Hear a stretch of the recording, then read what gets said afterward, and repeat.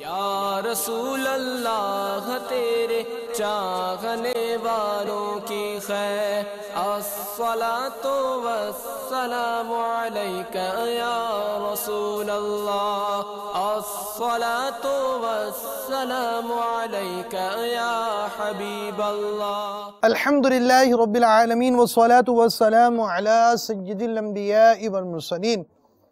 अम्मा बअद फ़अऊज़ु बिल्लाहि मिनश शैतानिर रजीम। बिस्मिल्लाहिर रहमानिर रहीम। अस्सलातु वस्सलामु अलैका या रसूल अल्लाह व अला आलिका व अस्हाबिका या हबीब अल्लाह। अस्सलातु वस्सलामु अलैका या नबी अल्लाह व अला आलिका व अस्हाबिका या नूर अल्लाह। क़ियामत के दिन किसी मुसलमान की नेकियां मीज़ान यानी तराजू में हल्की हो जाएंगी तो सरवरे कायनात शाहे मौजूदात महबूब रब्बुल अर्दी वस्समावात सल्लल्लाहु तआला अलैहि व आलिहि वसल्लम एक पर्चा अपने पास से निकाल कर नेकियों के पलड़े में रख देंगे तो उससे नेकियों का पलड़ा वज़नी हो जाएगा। वो अर्ज़ करेगा, मेरे माँ बाप आप पर कुर्बान, आप कौन हैं? हुजूर सरापा नूर शाफ़ई यौमुन नुशूर सल्लल्लाहु तआला अलैहि व आलिहि वसल्लम फरमाएंगे, मैं तेरा नबी मुहम्मद हूँ और ये तेरा वो दुरूद पाक है जो तूने मुझ पर पढ़ा था।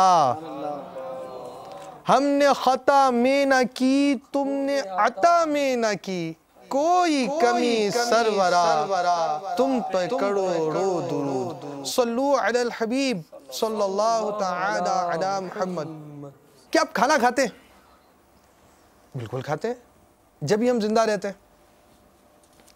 आपका हाथ एकदम खाने की तरफ बढ़ जाता है, ठहरिए, आपका ये हाथ जो एक खुराक की तरफ बढ़ रहा है, ये क्यों बढ़ा? आप क्यों खा रहे हैं? भूख लग रही है। क्या आपको जब भी खाना होता है उसको भूख होती है? कभी आप जायके खातिर भी खाते हैं, आइसक्रीम खाते हैं, आप बोतल पीते हैं आप, और कई किस्म की चीज़ें ऐसे खाते हैं कि बज़ाहिर आपको वो भूख नहीं होती मगर कुछ होता है। वो क्या होता है? दिल के अंदर पैदा होने वाली एक ख्वाहिश आपको खुराक तक बढ़ा देती है। इमाम गज़ाली अलैहि रहमतुल्लाहि अलैहि बड़ी प्यारी बात दिल के इस हवाले से, ग़िज़ा की तलब के लिए इंसान के इस किरदार के हवाले से बयान करते हैं कि इंसान अपनी ग़िज़ा तक पहुँचता है तो ग़िज़ा तक पहुँचने का मरकज़ी किरदार दिल का होता है। और दिल के पास दो तरह की चीज़ें होती हैं, दो तरह के, मतलब यूँ समझे, लश्कर होते हैं और दो तरह के उसके खादिमीन होते हैं जिसकी वजह से दिल वो काम करता है। आपका हाथ बढ़ रहा है दिल की ख्वाहिश की वजह से, आपका मुंह चल रहा है दिल की ख्वाहिश की वजह से, आंखें देख रही हैं उस खाने की तरफ, आपकी तलब हो रही है दिल की ख्वाहिश की वजह से। यानी दिल जिस्म का एक ऐसा उज़्व है कि अपने पूरे बदन को जिस तरह चाहे लेकर चलता है, बादशाह है, लेकर चलता है। और इस दिल के इन खादिमीन, हाथ पाँव जिस्म का हर उज़्व बज़ाहिर दिल का खादिम और उसकी ख्वाहिश पूरी करने के लिए उसके हुक्म की तकमील कर रहा है। इन सारे खादिमीन से मदद लेता है और दिल में ख्वाहिश होती है। तो इन दो चीज़ों की वजह से आप कई काम और अपनी ज़िंदगी के तमाम काम करते चले जा रहे हैं। कितना अहम है ये दिल। इस दिल के साथ दो चीज़ें वाबस्ता हैं। ये दिल कभी तो बुराई की तरफ चला जाता है और कभी ये दिल अच्छाई की तरफ बढ़ना शुरू हो जाता है। ऐसी चीज़ों की मालूमात हासिल करना भी ज़रूरी है जो दिल को बुराइयों से बचाए और दिल को अच्छाइयों की तरफ लेकर जाए। आज हमारा मौजू दिल को इस अहम तरीन, यूँ समझिए कि आपके जिस्म के अहम तरीन मरकज़ दिल के लिए एक अच्छे वस्फ़ के उन्वान से, यानी दिल के अंदर ये अच्छा वस्फ़ पाया जाना चाहिए, अच्छी बात होनी चाहिए जो अगर दिल में पैदा हो जाए एहतराम मुस्लिम उजागर हो जाएगा। अगर वो दिल में पैदा हो जाए तो दुनिया की मोहब्बत कम हो जाएगी। अगर वो दिल में पैदा हो जाए माल की मोहब्बत कम हो जाएगी। अगर वो दिल में पैदा हो जाए पड़ोसी की इज्जत ज़्यादा हो जाएगी। अगर वो दिल में पैदा हो जाए दो भाइयों का झगड़ा ख़त्म हो जाएगा। कितना प्यारा वस्फ है वो, और वो है ईसार। आज हम ईसार के मौजू पर गुफ्तगू कर रहे हैं, लेकिन इससे पहले जो हमने तमहीद बयान की, इंशाअल्लाह सवजल इन मौज़ूआत के साथ हम मदनी मुकालमे में भी वक्तन फ़वक्तन आपकी बारगाह में हाज़िरी देंगे कि दिल को किस तरह अच्छा रखें और दिल को किस बुराई से बचाया जाए। ईसार जो है कहते किसे, इसकी तारीफ़ क्या है? दावत इस्लामी के इशाअती इदारे मकतबतुल मदीना की मतबूआ शेख तरीक़त अमीर अहले सुन्नत की मायानाज़ तसनीफ़ मदीने की मछली, ये आप मुद्ददिल्लुल आली का यूँ समझिए कि तहरीरी बयान भी है। इसके सफ़ा नंबर 3 पर इसकी तारीफ़ लिखी है। ईसार का माना है दूसरों की ख्वाहिश और हाजत को अपनी ख्वाहिश व हाजत पर तरजीह देना। एक चीज़ की ख्वाहिश मुझे है, एक चीज़ की ख्वाहिश सामने वाले को है, चीज़ आपके पास है, यानी आपने तरजीह ये दे दी कि भाई क्या तरजीह दे दी, कोई चीज़ ही नहीं आपके पास, आपकी मिल्क में ही नहीं, आप तरजीह देने का हक ही नहीं रखते। ये कोई तरजीह नहीं दी आपने, इख्तियार होगा तो तरजीह देंगे। आपके पास एक चीज़ है, आपके पास ठंडा ठंडा मशरूफ आया है, थक कर आप आए हैं और आपके सामने आपका मतलब भाई बैठा हुआ है और बिल्कुल इस वक्त इरादा यही है कि पी लिया जाए। आप भी थके हुए हैं, भाई भी थका हुआ है, आप भी गर्मी से आए, भाई भी गर्मी से आए, ज़रूरत उसे भी है, ज़रूरत आपको भी है, लेकिन एक चीज़ हाथ में आपके। अब आपको हाजत होने के बावजूद, ख्वाहिश होने के बावजूद, तलब होने के बावजूद आपने वो गिलास उठाया, वो ठंडा ठंडा मशरूब, यानी ये अभी 2 लम्हे पहले आपका जहन ये था कि अब मैं ये पीने वाला हूँ, अब आपका जहन बना नहीं ये पीना नहीं है, ये यूं दे देना है, ये दे देना ईसार हो जाएगा। तो ईसार का माना भी मालूम होना चाहिए। तो ईसार की तारीफ हो सकता है आपने नोट कर लियो, तहरीर कर लियो कि दूसरों की ख्वाहिश और हाजत को अपनी ख्वाहिश व हाजात पर तरजीह देना। दूसरों की ख्वाहिश और हाजात को अपनी ख्वाहिश व हाजात पर तरजीह देना। तो अगर कुछ वाक़यात बयान हो जाए ईसार के हवाले से तो इसमें मदनी चैनल के नाज़रीन के लिए तरगीब का सामान हो। हज़रत इमाम हसन मुज्तबा रज़ी अल्लाह तआला अन्हु रवायत करते हैं कि एक दफ़ा हमारे घर में एक वक्त के फाके के बाद खाना तैयार हुआ।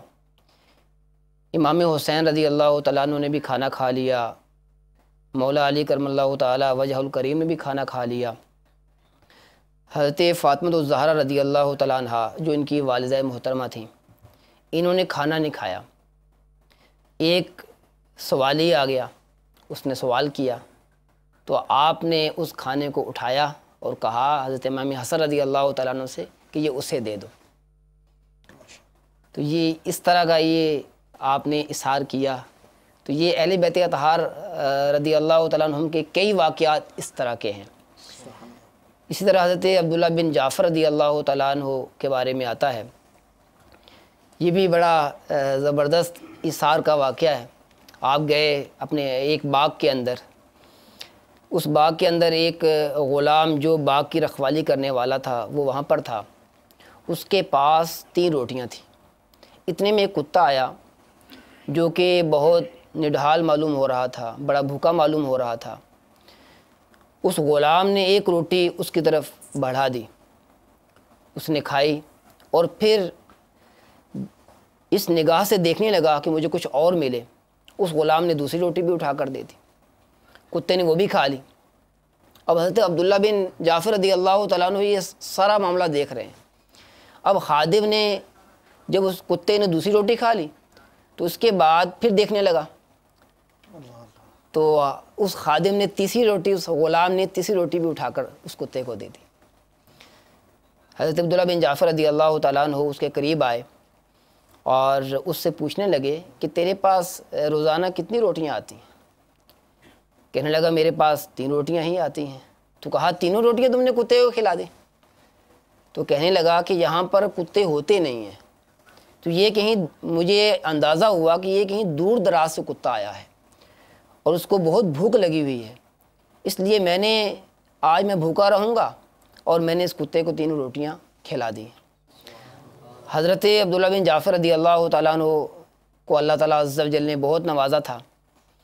आपने उस बाग के मालिक को तलाशा और वो बाग भी ख़रीद लिया, वो ग़ुलाम भी ख़रीद लिया, ग़ुलाम को आज़ाद कर दिया और वो बाग उसके हवाले कर दिया।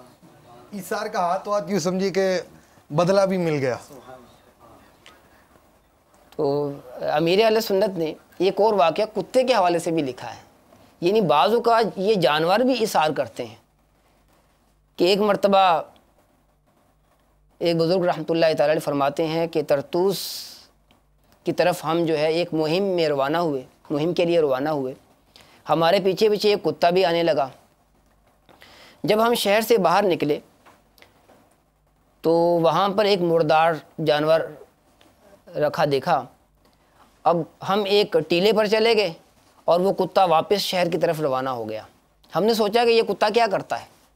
अब वो शहर में गया और थोड़ी देर के बाद 20 कुत्तों को अपने साथ लेता आया और ख़ुद एक तरफ बैठ गया और उसने जो भी इशारा किया, जो अपनी ज़बान में उसने कहा, वो कुत्तों ने उस मुर्दार को खाना शुरू कर दिया। जब वो कुत्ते उस खाने से फारिग हुए तो आखिर में वो ख़ुद उठा और जो कुछ जो है हड्डियाँ वगैरह बची थीं उसको खाना शुरू कर दिया। तो इस तरह बाज़ औक़ात जो है वो जानवर भी इसार करते हैं।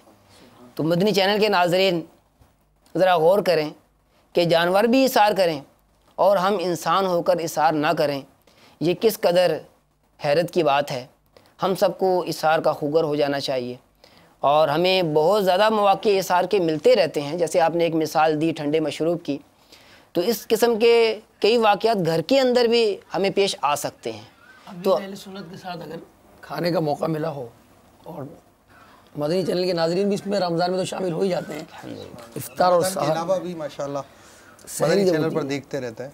उसमें मामूल ये देखा कि आप रोटी के टुकड़े जो हैं वो सबसे पहले पेश करते हैं इस्लामी भाइयों को। घर से जो खाना बनकर आता है आपका मामूल है कि आपके साथ टिफ़िन होता है, और ये मामूल आज से नहीं, जब दावत इस्लामी की जब से इब्तिदा हुई तो अमीर अहले सुन्नत अपने साथ टिफ़िन लगते, अपना खाना ख़ुद लेकर चलते थे।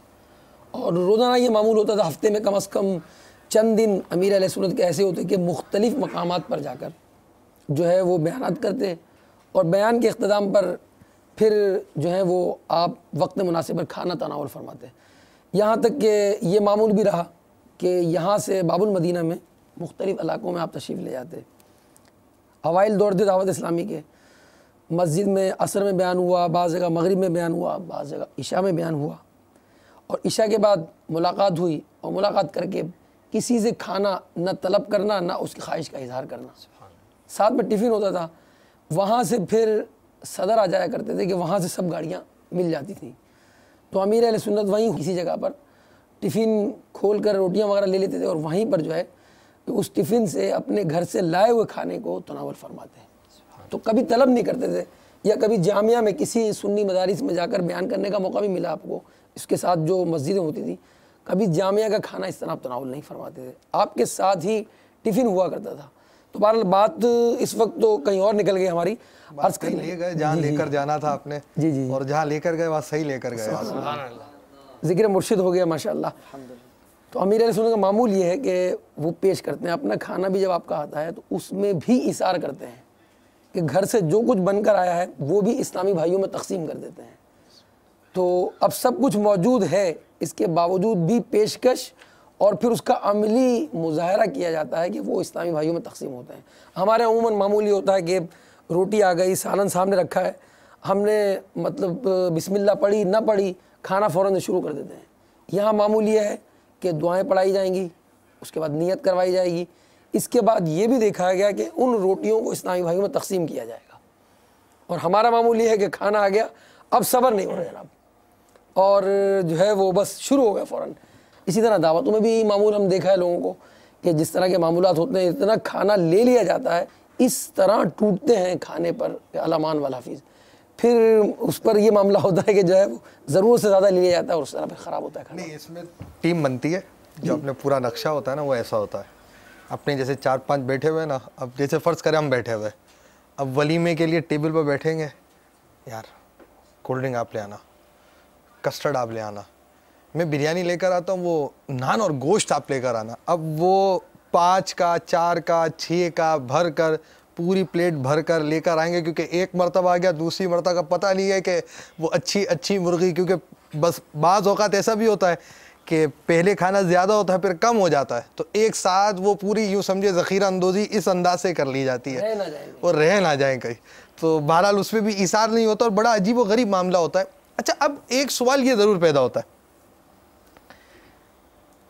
इसार ठीक है, एक अच्छी चीज़ है, मगर ये ईसार के क्या फ़वाइद है, मतलब दुनियावी तौर पर भी क्या फ़ायदा हासिल हो सकता है ईसार पर। एक सवाल ये पैदा होता है कि भाई आप ईसार की बात कर रहे हैं, आज का मामला ये है कि भाई वो थोड़ा दबकर नहीं रहना चाहिए, अपने चीज़ों की हिफाजत करनी चाहिए। अगर आपने थोड़ा सा गेट वसी कर दिया तो आपको लोग खा जाएंगे, आपको लोग लूट जाएंगे, आपको इस तरह हो जाएगा, आपकी चीज़ें ज़ाया हो जाएंगी, लोग तो आपको हड़प कर देंगे अगर आपने इतने मीठे मीठे बने।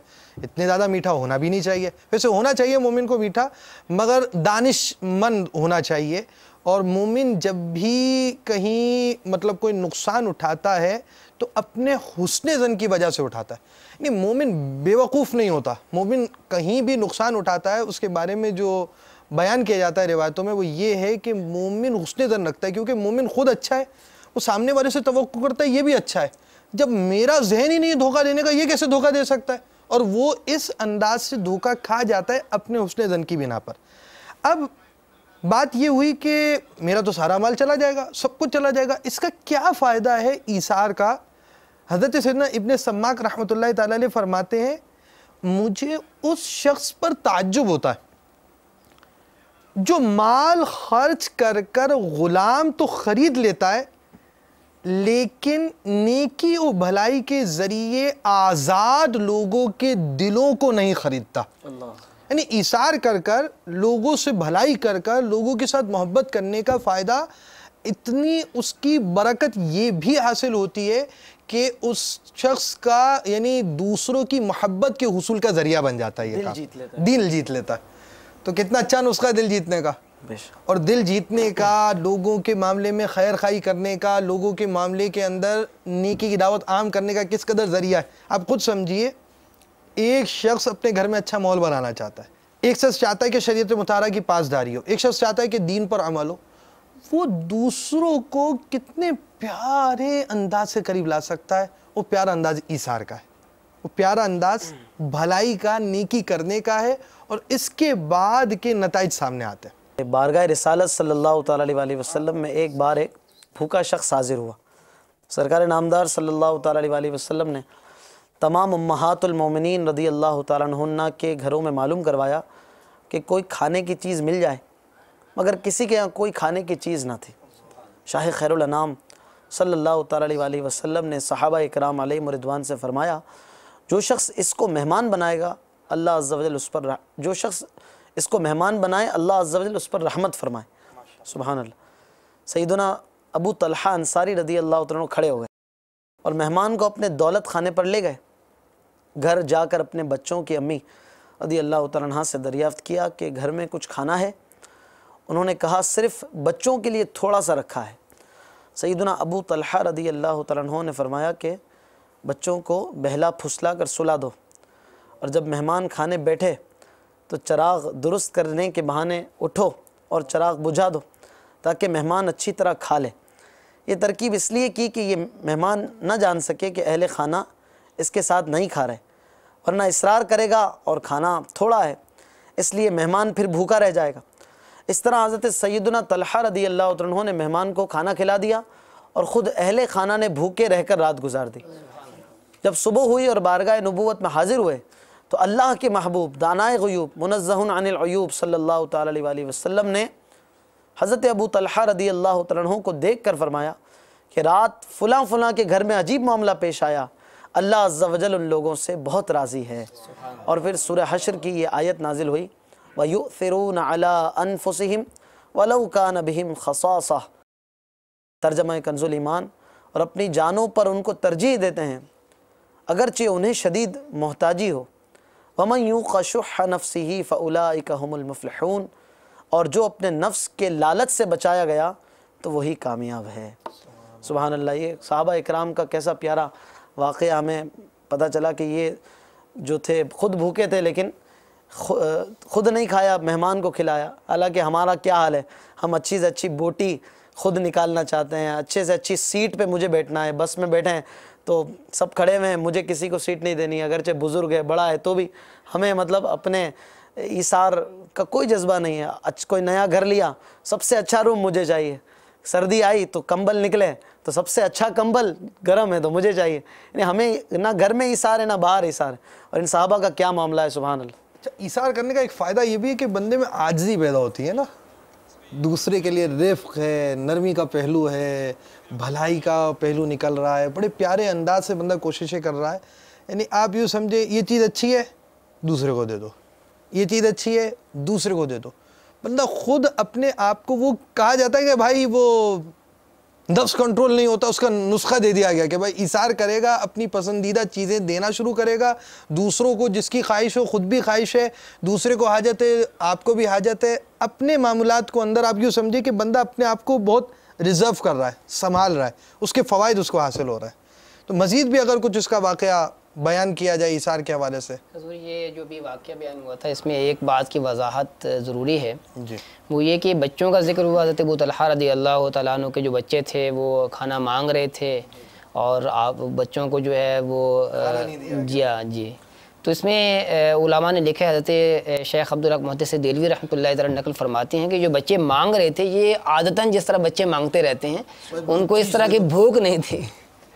तो अगर भूख होती तो अब बच्चों को देना वाजिब था, मेहमान के बजाय बच्चों को देना वाजिब था। तो इसमें एक उन लोगों के लिए भी दर्स है कि जो बाज़ों का छोटे बच्चों को रोज़ा रखवा देते हैं।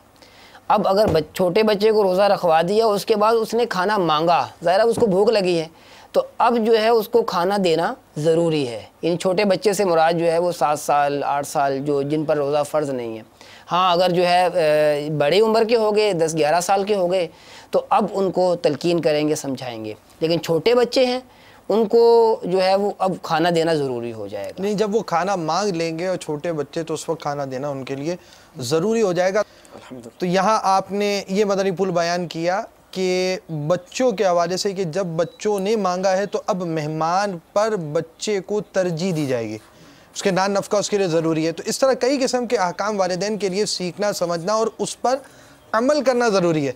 सिर्फ औलाद से मुतालबा कर देना कि मेरे हुकूक पूरे करो, मेरी औलाद मेरी नहीं सुनती, मेरी औलाद नाफरमान हो गई, मेरी औलाद ये करती है, मेरी औलाद वो करती है, ज़रा सा रुकिए वालिदैन, आप भी रुकें और करें। आपको क्या करना है, आप अपना काम कर रहे हैं। अगर औलाद गलत कर रही है तो औलाद गलत करने के बाद जवाब दे है, और अगर आप गलत करेंगे तो आप भी जवाब दे हैं। अगर आप अपनी औलाद के हुकूक पूरे नहीं करेंगे तो इस हुकूक के पूरे करने के मामले में आपसे भी सवाल होना है। आपको इसकी तैयारी करनी है और औलाद को अपनी फ़िक्र करनी है। ठीक है, आपको औलाद की तरबियत भी करनी है, तलकीन भी करनी है, समझाना भी है, घर का निज़ाम बनाना भी है और उसको बिगड़ने से बचाना भी है। साथ ही साथ अपनी ज़ात पर भी आपको ये सारी चीज़ें नाफिज करनी और अपनी इस्लाह का सामान भी करना। ईसार, दस्तरखान का ज़िक्र हुआ सहाबा किराम के, तो बुज़ुर्गों के दस्तरखान के हवाले से भी अमीर अहले सुन्नत ने एक बड़ी प्यारी हिकायत नकल फरमाई है। चुनांचे फरमाते हैं कि सैयदना शेख अबुल हसन अंताकी रहमतुल्लाह अलैह के पास एक बार बहुत से मेहमान तशरीफ़ ले आए।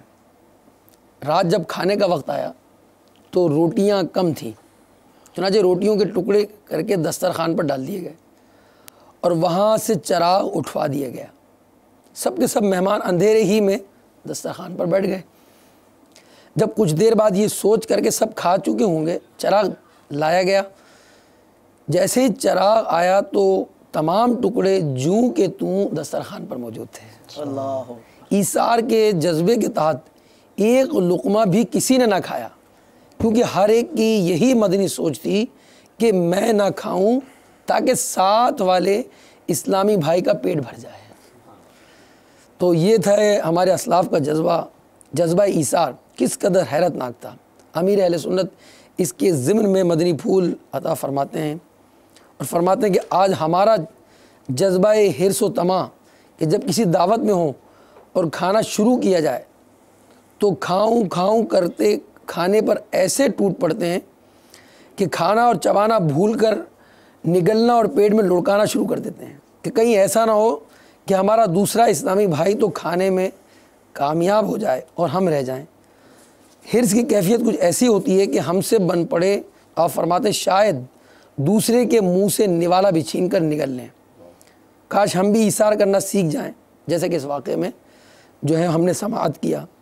सरकार अलैहिस्सलाम का फरमाने बख्शिश निशान है। फरमाया जो शख्स किसी चीज़ की ख्वाहिश रखता हो फिर उस ख्वाहिश को रोक कर अपने ऊपर दूसरे को तरजीह दे दे तो अल्लाह ताला उसे बख्श देता है। अच्छा, यहाँ जो आपने वैसे खाने का माहौल, खाना तो शादियों का आपने बहुत ज़्यादा छेड़ दिया है इसार के अंदर, तो बहरहाल वो आप नाराज़ ना हो। लेकिन एक बात ये भी है कि खाने पे तो टूटते, बिल्कुल टूटते हैं, लेकिन ऐसा भी लगता है कि खाने पर टूटने पर मजबूर भी किया जाता है। आप आएंगे, बैठेंगे, देखेंगे, घड़ी देखेंगे, बातचीत करेंगे, बारात को सोचेंगे, 10 मरतबा पूछेंगे बारात आई या नहीं आई।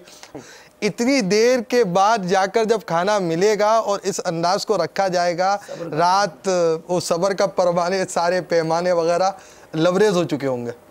तो बहरहाल वो ईसार के हवाले से जो भी हमारी अपनी सोच है वो इस मामले में वाकई वही जो अमीर अहले सुन्नत ने बयान किया, अल्लाह ताला में अमल की तौफीक अता फरमाए। रबी बिन सुलेमान फरमाते हैं कि मैं और मेरा भाई हम दोनों काफ़िले के साथ हज के लिए जा रहे थे।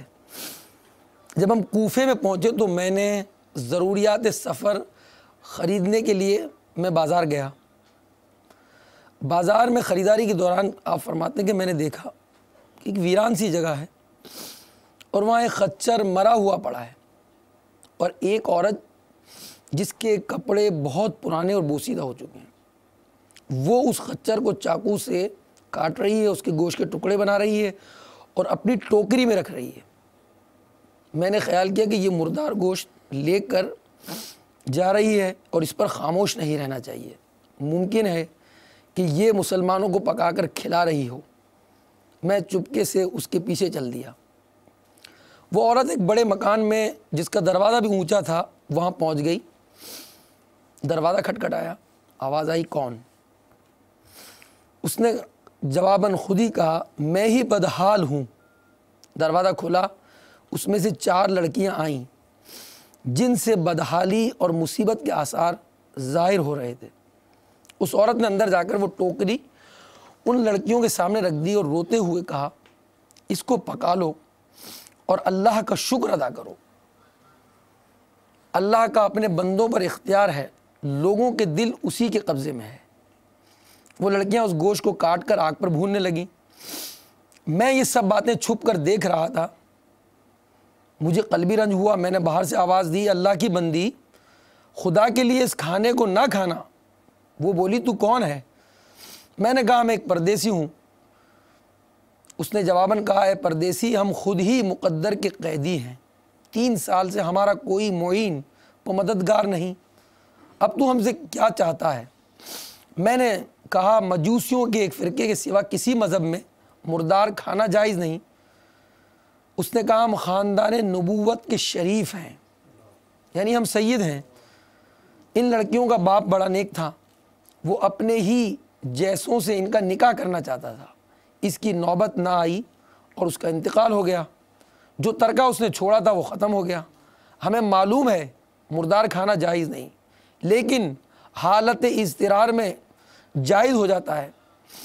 हमारा 4 दिन का फाका है। सैयद घराने के इन हालात को सुनकर मुझे रोना आ गया और मैं रोते हुए इंतहाई बेचैनी के साथ वहाँ से वापस हुआ और भाई के पास आकर मैंने भाई से कहा मेरा हज का इरादा नहीं। उसने मुझे बहुत समझाया, हज के फ़ज़ाइल बताए कि हाजी ऐसी हालत में लौटता है उस पर कोई गुनाह नहीं रहता वगैरह वगैरह। मैंने बाइसरार अपने कपड़े, एहराम की चादरें और जो सामान मेरे साथ था 600 दिरहम का और 600 दिरहम नगद थे, सब लेकर बाज़ार से 100 दिरहम का आटा लिया, उसमें से 100 दिरहम का कपड़ा ख़रीदा और बकिया 400 दिरहम मैंने आटे में छुपा दिए और उन सादात किराम के घर जा पहुंचा और सब सामान, कपड़े और आटा वगैरह उनको पेश कर दिया। वो बदहाल औरत ने अल्लाह ताला का शुक्र अदा किया और दुआ दी कि ए इब्ने सुलेमान, अल्लाह तेरे अगले पिछले सब गुनाह मुआफ़ करे और तुझे हज का सवाब और अपनी जन्नत में जगह अता फरमाए और इसका ऐसा बदला अता फरमाए जो तुझ पर भी ज़ाहिर हो जाए। सबसे बड़ी लड़की ने दुआ दी, अल्लाह तेरा अजर दुगना करे, तेरे गुनाह मुआफ़ फरमाए। इसी तरह दूसरी ने उसे दुआ दी, अल्लाह तुझे इससे बहुत ज़्यादा अता फरमाए जितना तूने हमें दिया। तीसरी ने दुआ देते हुए कहा, अल्लाह हमारे नाना जान रहमत आलमियान के साथ तेरा हश्र करे। और चौथी बेटी जो सबसे छोटी थी उसने यूं दुआ दी, ए अल्लाह जिसने हम पर एहसान किया तू इसका नेमुल बदल इसको जल्दी अता फरमा और इसके अगले पिछले गुनाह मुआफ़ फरमा। चुनाचे मैं वहाँ से लौटा, हज का काफ़िला रवाना हो गया और मैं कूफे ही में रह गया, यहाँ तक कि वो सब लोग हज से फारिग होकर वापस भी आ गए। मुझे ख्याल था कि इन हुज्जाज का इस्तकबाल करूँ और इनसे अपने लिए दुआ कराऊँ कि किसी मकबूल की दुआ मेरे हक़ में कबूल हो जाए। जब हुज्जाज का काफ़िला मेरी आँखों के सामने आ गया तो मुझे अपने हज की सादत से महरूम रह जाने पर बहुत अफसोस हुआ और उस काफ़िले को देखकर मेरे आंसू निकल आए। जब मैंने हाजियों से मिला तो मैंने कहा, अल्लाह तुम्हारा हज कबूल फरमाए, तुम्हारे अखराजात का तुम्हें बदल अता फरमाए। इनमें से एक ने कहा, ये कैसी दुआ? मैंने कहा, ऐसे शख्स की दुआ जो दरवाजे तक पहुंचकर हाज़िरी से महरूम रहा हो। कहने लगे, बड़े ताज्जुब की बात है, अब तू वहाँ जाने से इनकार करता है? क्या तू हमारे साथ अरफात के मैदान में नहीं था? क्या तूने हमारे साथ शैतान को कंकरियाँ नहीं मारी? और क्या तू हमारे साथ तवाफ़ में शामिल नहीं था? मैं सोचने लगा कि ये अल्लाह का लुत्फ़ व करम है। इतने में मेरे शहर के हाजियों का काफ़िला भी आ पहुँचा। मैंने उनसे भी कहा, अल्लाह तुम्हारी सही मशकूर फरमाए, तुम्हारा हज कबूल फरमाए। तो उन्होंने जवाबन कहा, तू हमारे साथ अरफात में ना था? रमी जमरात नहीं की थी क्या तूने? अब इनकार करता है? एक शख्स आगे बढ़ा और कहने लगा, भाई अब इनकार क्यों करते हो? क्या बात है? आखिर तुम हमारे साथ मक्के में नहीं थे या मदीने पाक में नहीं थे? ये देखो, तुम्हारे साथ होने की दलील ये है कि जब हम रोज़ाए अक़दस की ज़ियारत करके बाबे जिब्रील से बाहर आ रहे थे, उस वक्त भीड़ के वक्त तुमने ये थैली मुझे बतौर अमानत दे दी थी, जिसकी मोहर पर लिखा था, मन आमलना रबीहा, यानी जो हमसे मामला करता है नफ़ा पाता है। ये लो वापस और अपनी थैली संभालो। चुनांचे हज़रत रबी कहते हैं, खुदा की कसम मैंने उस थैली को कभी देखा ही ना था। बहरहाल मैं थैली लेकर घर पलटा और इसी सोचो विचार में मैंने रात का वजीफ़ा मुकम्मल किया और मैं जाग रहा था कि मुझे नींद आ गई और ख्वाब में मेरे बख्त जाग उठे। सोया तो क्या, दिल की आँख जाग खुल गई और ख्वाब में प्यारे आका सल्लल्लाहु अलैहि वसल्लम की ज़ियारत की है। आका अलैहिस्सलाम ने तबस्सुम फरमाते हुए फरमाया, ए रबी, आखिर हम कितने गवाह इस पर कायम करें कि तूने हज किया, तू मानता ही नहीं। सुन, बात यह है कि जब तूने इस खातून पर जो मेरी औलाद में से थी, यानी उस सैयदजादी पर एहसान किया और अपना ज़ादे रा ईसार करके अपना हज मुलतवी कर दिया, तो मैंने अल्लाह ताला से दुआ की कि वो तुझे इसका नेमुल बदल अता फरमाए। चुनांचे अल्लाह ने एक फ़रिश्ता पैदा फरमाया और वो फ़रिश्ता तेरी सूरत पर पैदा फरमाया और हुक्म दिया कि क़यामत तक हर साल तेरी तरफ से वो हज किया करे। नीज़ दुनिया में तुझे ये एवज़ दिया कि 600 दिरहम के बदले, जो तूने 600 दिरहम मेरी औलाद पर खर्च किए, उसके बदले तुझे 600 दीनार अता फरमाए और तू अपनी आंखें अब ठंडी रख। फिर हुजूर फैज़ गंजूर सल्लल्लाहु अलैहि वसल्लम ने भी वही अल्फाज दोहराए जो मुझे मेरे हज के काफ़िले के इस्लामी भाई ने दोहराए थे कि मन आमलना रबीहा, यानी जो हमसे मुआमला करता है नफ़ा पाता है। हज़रत रबी कहते हैं कि मेरी आँख खुली, उठा और मैंने वही थैली जो मेरे दोस्त ने मुझे दी थी, जब उसको खोल के मैंने गिने तो वो 600 अशरफियाँ थीं। तो इसार की बात चल रही थी। सुभान अल्लाह, इसार करने के फ़वाइद अब देखें कि जो सरकार की औलाद पर जिसने इसार किया उसका बदला कैसा मिला कि क़यामत तक एक फ़रिश्ता उसकी शक्ल पर हज करता रहेगा। और वो दीनार जो है अशरफियों में तब्दील हुए और सरकार की तरफ से अता हुए। कई अरबी कुतुब के अंदर ये वाक़या मुख्तलिफ हवाले से नकल सुभान अल्लाह कि सरकार अलैहिस्सलाम को ये मालूम था कि मेरी औलाद पर एक शख्स 600 दीनार खर्च कर रहा है। सुभान है ना। फिर सरकार अलैहिस्सलाम को दुआ फरमाना और उसके जवाब में उस दीनार के बदले में उसे अशरफिया अता फरमाना, बैयन सबूत है ना ये इल्म गैब शरीफ का इस हिकायत के हवाले से। अल्लाह ताला जो है वो हमें ईसार की बरकतों से माला माल फरमाए। यहाँ अमीर अहले सुन्नत ने क़ुत्ब मदीना रहमतुल्लाह अलैह का मदीना तैयबा में, आप मदीना तैयबा में गालिबन 77 बरस आपने गुजारे और उस वक्त का एक वाक़या आप नकल फरमाते हैं। मौलाना ज़ियाउद्दीन मदनी रहमतुल्लाह तुर्कों के दौर की खिदमत का ये वाक़या है। आप फरमाते हैं कि यहाँ जब जो ताजिर हुआ करते थे उनके पास एक बंदा मालदार कसीर मकदार में मदीने मुनव्वरा में गुरबा में कपड़े तकसीम करना चाहता था। लिहाजा इस घर से कपड़े के दुकानदार से उसने कहा फुला कपड़े के इतने इतने थान मुझे दे दो।